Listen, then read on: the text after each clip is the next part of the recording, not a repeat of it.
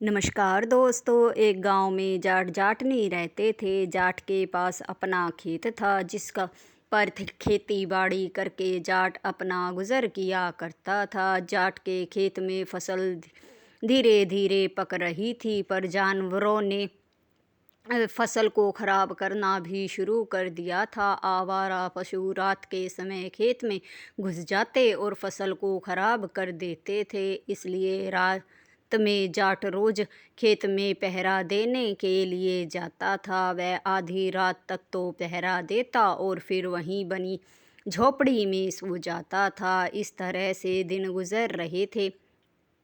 15 दिन हो गए थे जाट को पहरा देते हुए। 16वें दिन उसको पता चला कि दूसरे गांव में नौटंकी और सांग वाले आए हैं। जाट को नौटंकी और सांग बड़ा पसंद था। दूसरा गांव भी उनके गांव से लगते ही था, ज़्यादा दूर भी नहीं था। वह भी वहां जाना चाहता था, लेकिन अगर वह वहां रात में चला जाता तो खेत की रखवाली कौन करता। यह सोच रहा था कि वह शाम के समय खेत की तरफ जा रहा था। उसे एक आदमी मिला। वह उससे कहने लगा, भाई गांव में कहीं ठहरने की कोई जगह मिलेगी क्या? जाट कहने लगा, इस समय तो गांव के सभी लोग सो गए होंगे, तुम कौन हो?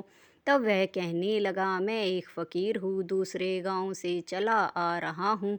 कहीं ठहरने की जगह मिल जाती तो अच्छा होता। जाट कहने लगा, गांव में तो कहीं जगह अब मिलने से रही। एक काम करो, मैं खेतों पे जा रहा हूँ, तुम भी मेरे साथ चलो। फ़कीर भी जाट के साथ हो लिया। वहाँ पहुँचकर जाट ने झोपड़ी के पास बैठकर फ़कीर से कहा, क्या चिलम पियोगे? फ़कीर ने कहा, ये भी भाई कोई पूछने की बात है, सुलगा लो। जाट ने चिलम सुलगा दी और उस फ़कीर को दे दी और कहा कि क्या तुम रात यहीं बिता लोगे? फ़कीर ने कहा कि यहाँ बिताने में कोई हर्ज तो नहीं है, रात में सोने का ठिकाना मिल जाए यही बहुत है। तब जाट कहने लगा, तो ठीक है, तुम रात में यहीं रुको, आराम से चिलम पियो। आधी रात तक तो जानवरों के आने की शंका रहती है, कहीं फसल न खराब कर जाए। आधी रात के बाद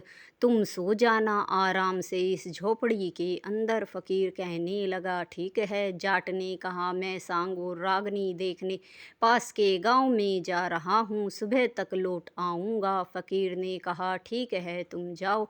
यह कहकर जाट चिलम उसे पकड़ा कर और वहाँ से सांग नौटंकी देखने दूसरे गांव चला गया। अब जो फ़कीर था वो कई घंटे तक तो जगा रहा, ना जाने कब उसे नींद आ गई और चिलम भी लुढ़क गई। चिलम में आँच थी, गर्मी का समय था, हवा चल रही थी। आँच ने सूखी घास पर गिरते ही आग का रूप ले लिया और धीरे धीरे करके आग बढ़ती गई। झोपड़ी के साथ वह फ़कीर भी कब जलकर मर गया पता ही नहीं चला। गांव के लोगों को जब रात में इस बात का पता चला तो लोग वहां आए यह देखने की जाट सही है या नहीं, पर उन्होंने आकर देखा कि झोपड़ी के साथ साथ एक लाश भी वहां जली पड़ी थी, जो पहचान में भी नहीं आ रही थी। गांव के लोगों ने सोचा ये जाट की ही लाश होगी, क्योंकि रात में जाट रोज़ पहरा देने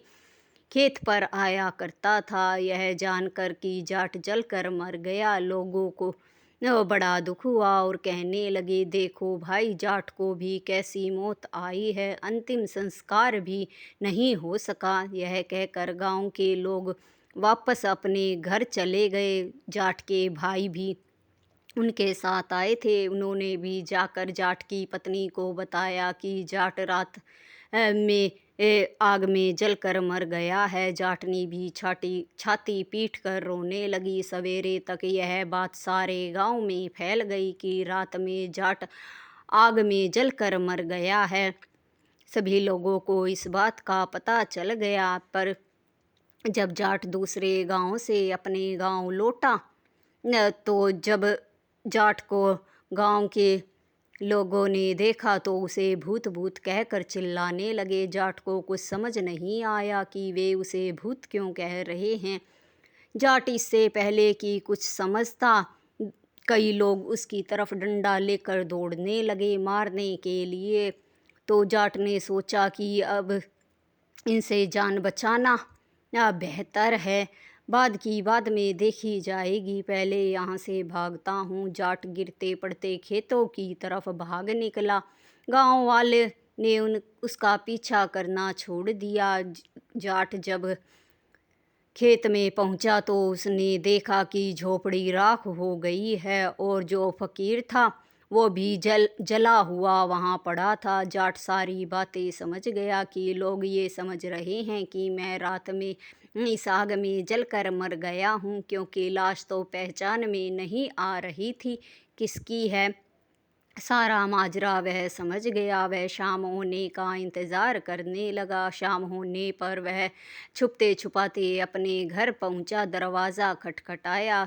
जाटनी ने कहा, कौन है? तब वह कहने लगा, सुनो भाग्यवान मैं हूँ, दरवाज़ा खोलो। जाट की आवाज़ सुनकर जाटनी भी घबरा गई और कहने लगी, अब तुम मरने के बाद क्या लेने आए हो? क्या मुझसे कोई गलती हो गई है? जाट कहने लगा, भाग्यवान मैं मरा नहीं हूँ, दरवाज़ा तो खोलो। अब डरते डरते जाटनी ने दरवाज़ा खोला, लेकिन उसकी शक्ल देखते ही जाटनी ने दरवाज़ा वापस बंद कर दिया और कहा कि भूत बनकर तुम मुझे क्यों डराने आए हो? मैंने तुम्हारा क्या बिगाड़ा है? जब तुम जीते थे मैंने तुम्हारी खूब सेवा की थी।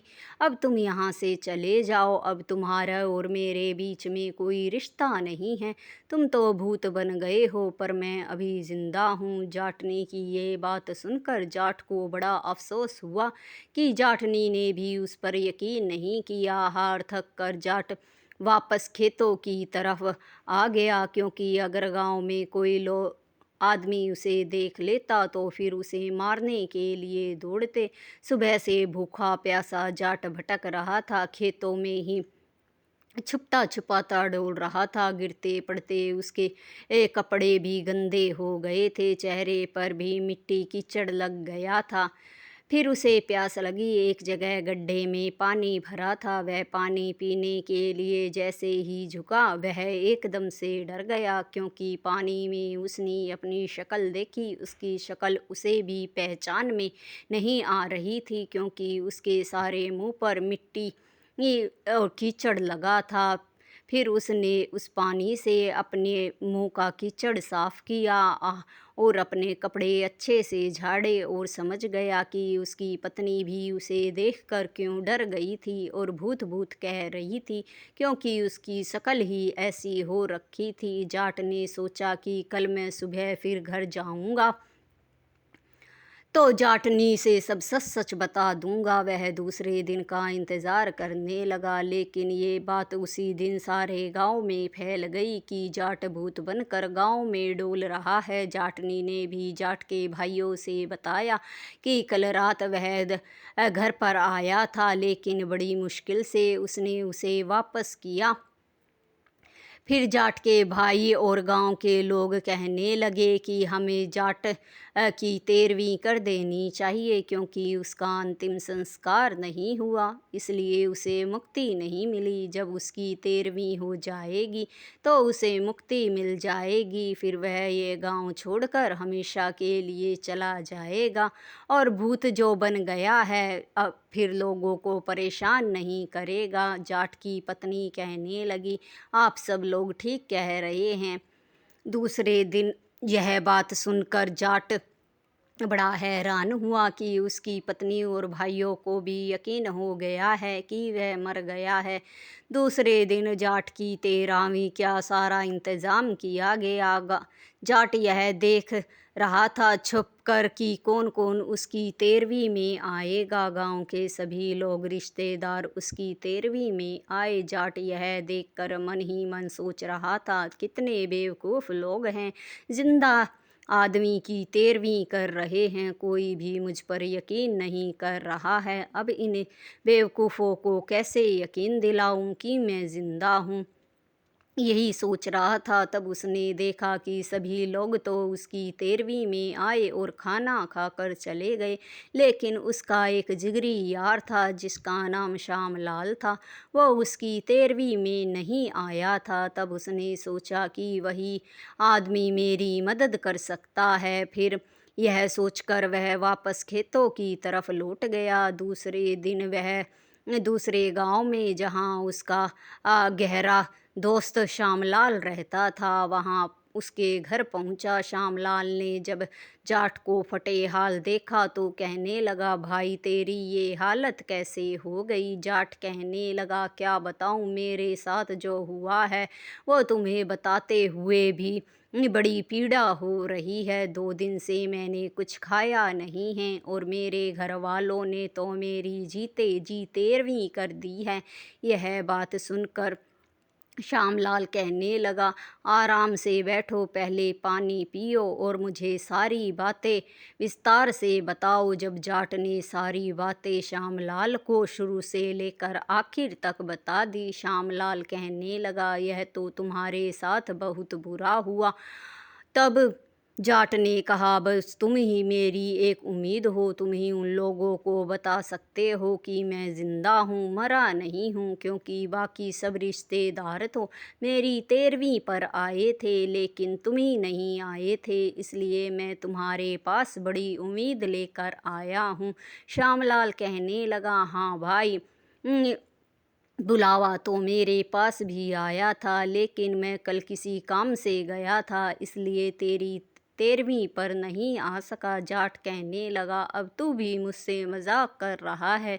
श्यामलाल कहने लगा, घबराने की कोई बात नहीं है, अभी तो तुम यहीं रुको और आराम से खाना खाओ, कल सुबह हम दोनों साथ चलेंगे, फिर सब ठीक हो जाएगा। जाट ने पेट भरकर खाना खाया, चैन की नींद सो गया। फिर जब सुबह हुई तो जाट श्यामलाल के साथ अपने गांव पहुंचा। श्यामलाल ने जाट को गांव के बाहर ही खड़ा कर दिया ताकि कोई उसे देख ना ले और भूत भूत कहकर कभी फिर उसके पीछे न पड़ जाए, और कहा कि मैं तुम्हारे घर वालों से पहले सारी बातें अच्छे से समझा कर आता हूँ, फिर तुम आ जाना। जाट ने कहा, ठीक है। श्यामलाल जाट के घर पहुँचा। जाटनी ने दरवाज़ा खोला तो वह श्यामलाल को पहचान गई, क्योंकि वह कई बार उनके घर आया करता था। जाटनी ने श्यामलाल से कहा कि ये आप यहाँ कैसे? कल आप 13वीं में तो नहीं आए,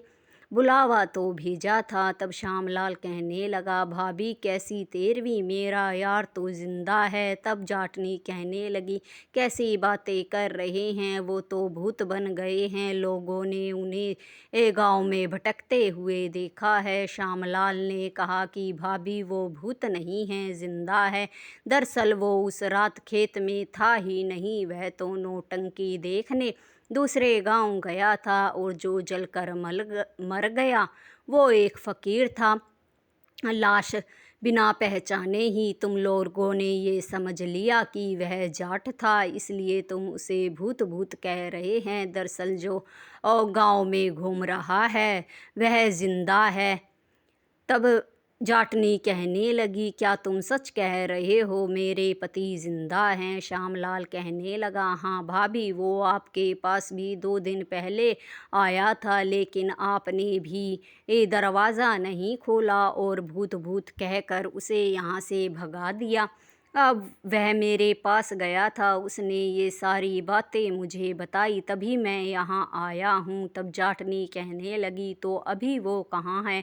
श्यामलाल कहने लगा, वो गांव के बाहर ही है, मैं उसे बुला कर लाता हूँ। इतनी देर में जाटनी ने जाट के भाइयों और गांव वालों को भी इकट्ठा कर लिया। श्यामलाल जाट को लेकर जब वहां आया तो सभी जाट को देखकर हैरान हो गए कि सचमुच जाट तो जिंदा है। जाटनी ने उसे हाथ लगाकर देखा। जाट ने कहा, डर कर क्यों छू रही हो, चुटकी भर कर देख लो, मैं जिंदा हूँ। तब जाटनी ने जाट का हाथ पकड़ा तो सच में समझ गई कि जाट जिंदा है। वह बड़ी खुश हुई, जाट के भाई भी बड़े खुश हुए, गांव वाले भी। पर फिर जाट ने कहा कि तुमने तो बिना कुछ जांचे परखे और समझे मुझे मार डाला और मेरी तेरवीं भी कर दी, और जब मैं गांव में आया तो भूत भूत कहकर मुझे यहाँ से भगा दिया। गांव वालों ने कहा, भाई इसमें हमारी गलती नहीं है, हमने तो सोचा तुम रोज रात में खेत में पहरा देने जाते हो, उस आग में और कौन जल कर मरेगा, तुम ही मर गए होंगे।